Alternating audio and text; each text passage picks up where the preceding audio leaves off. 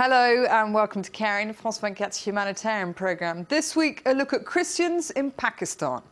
Pakistan is struggling in its fight against Muslim extremism. The Taliban is on the rise and Al-Qaeda proving an impossible force to tame. Since its independence back in 1947, Pakistan has strived to carve out a liberal religious climate with secular policies where all faiths could thrive. But since the mid-70s, a dramatic shift has been emerging, when Prime Minister Nawaz Sharif, who was recently thrust back into the limelight for mounting a revolt against what he called the current regime's oppression, he had played a large part in pushing the Pakistani constitution closer to becoming an Islamic state. For some members of the Christian community, as you'll see in this report, they've paid a high price for being in the minority. Now, at the centre of their tales of ostracism and discrimination are controversial blasphemy laws imposing a very real fear of being perceived as un-Islamic. Worryingly, more and more cases of forced conversions from Christianity to Islam are also being reported. Our reporters travelled to meet one community in Islamabad living in what's been dubbed the French Quarter, living, as you will see in this report, in utter poverty, literally walled off from the rest of society.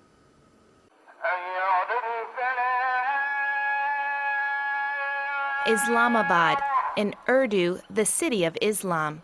Its showcase, the King Faisal Mosque, one of the largest in the Muslim world. Pakistan's young capital was built in just 50 years. And yet, amid the brand new minarets and luxurious houses lies a neighborhood out of another age. It's known as the French colony, in remembrance of the French embassy, which used to be located there. 5,000 Christians live here without running water, electricity, or garbage collection. Samang is a young Christian, 19 years old. He invited us to his neighborhood where Pakistani Muslims never come. The French settlement has a dangerous reputation, so Samang makes it a point of honor to welcome us and introduce his family.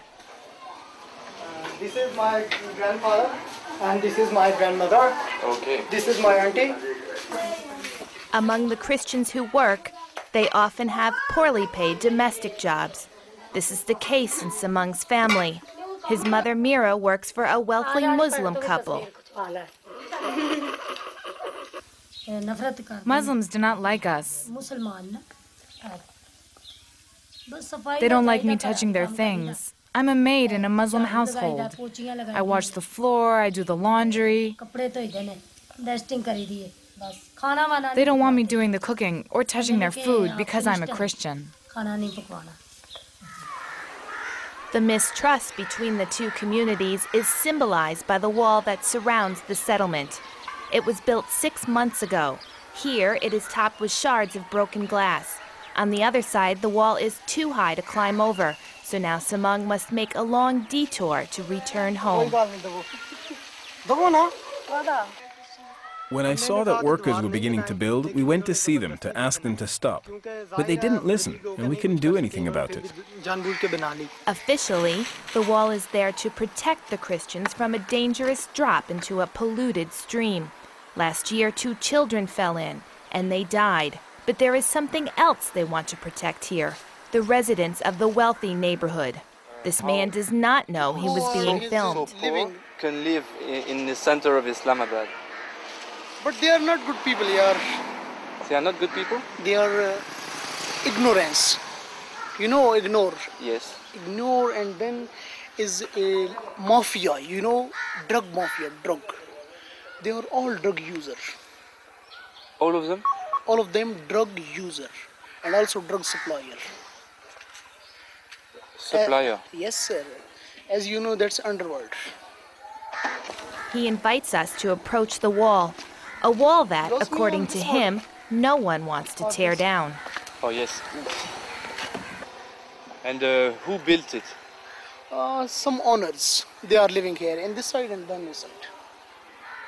Okay. It's Pakistani bureaucrat, like politicians. A few minutes later, he realizes the camera is on. Very quickly, he tones down his words. But I like many peoples. They are Christian, Hindus, Yes. Buddha. Yes. It's all the nation, all peoples. One nation in which the bond is Islam. Samung's sister Smina is 17. She shows us her notebooks. In her Muslim high school, religion is unavoidable. This is a book for Islamic studies, है ना? Muslims, related for Muslims, Muslims culture.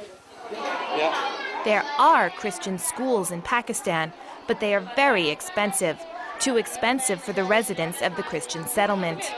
Here, only little ones can get a Christian education. They are taught by their older sisters, who provide all the class materials themselves. They fill in the gaps caused from government neglect. But there is hope that things will improve. The affairs of the Christian neighborhood are now in the hands of Shahbaz Bhatti, the Minister for Minorities. It's a new position created just 6 months ago and occupied by one of the few Christians in the government. And we are here to serve them, and we are giving them this hope that their issues will be addressed. They will not remain neglected. They will not remain subjugated or second-class citizens. Do you know where the French colony is from here? Yeah, this is But during the course of the interview, when we asked him to accompany us to the settlement, Quickly, together. despite our insistence, he would not accompany us. He knows that given the state of misery his fellow Christians live in, he would not necessarily be welcome there. Many Pakistani Christians come from the lower castes of the Hindu religion. Some untouchables converted, hoping to escape a social system that classified them as pariahs. But today, the ills that plague their communities have not changed. Drugs, poverty, and poor education. Factors that contribute to the prejudice against them in a country where 95% of the population is Muslim. Yet respect for religious minorities is one of the tenets of the Pakistani Constitution. In the National Assembly, 10 seats are reserved for religious minorities. And even the imams talk about mutual respect. This is not in our hands to make someone's Muslim by forcing them by something else. We can't make that. It's Allah, it's depend on Allah. And we have, I told you that Christians which living in our community, they are like our friends. Well, I told you first that they are human beings, after that they are Pakistani, and after that they are Christian. Tolerance, but with some concessions. It's the call to prayer. Smina, the young Christian who showed us her notebooks a little while ago, is covering her head as she walks past the mosque.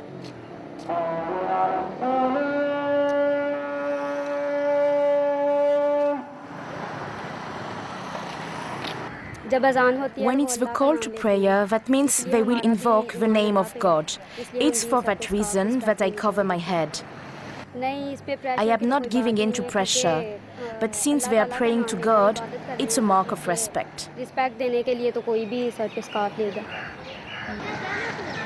Smina is not required to do this, but she is aware of Pakistani's blasphemy law, a law which, if applied, can send people to jail for seemingly harmless comments and gestures. 5 years ago, a blind Christian spent 8 years in jail for unknowingly throwing away a copy of the Quran. Khalil Tahir is a Christian lawyer. He has been campaigning for years to repeal the blasphemy law. The article says, if anybody will say anything against the Muslim prophet, Hazrat Muhammad, peace be upon him, if anybody will say anything against him, verbally, intentionally or unintentionally, the punishment will be death.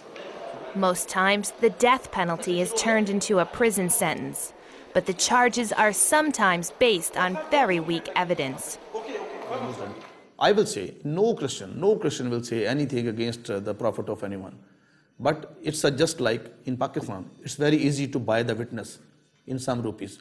And if you have a personal grudge against anyone, if you have enmity, and if you have any kind of ill feelings against others, you can use this law. And nobody says, nobody recognizes, and there is no rational investigation regarding this law. But Khalil Tahir knows this fight is dangerous. Totally, I'm not saying. I know that I'm not safe. I know many people are after me and my family, because this bitter experience already we have been facing, and already we have faced physical attack near my home, and even police caught one fanatic outside my home. He was ready to blast my home.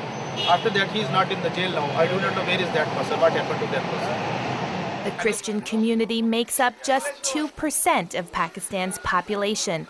In a country of nearly 160 million people, that comes out to 3 million individuals. Scattered about the country and lacking resources, they struggle to defend themselves and make their voices heard. And for the residents of the Christian settlement in Islamabad, they know the wall that separates them is not close to being torn down. Well, that's it then for this edition of Caring. Do join us again very soon. Until then, thank you for watching and bye-bye for now.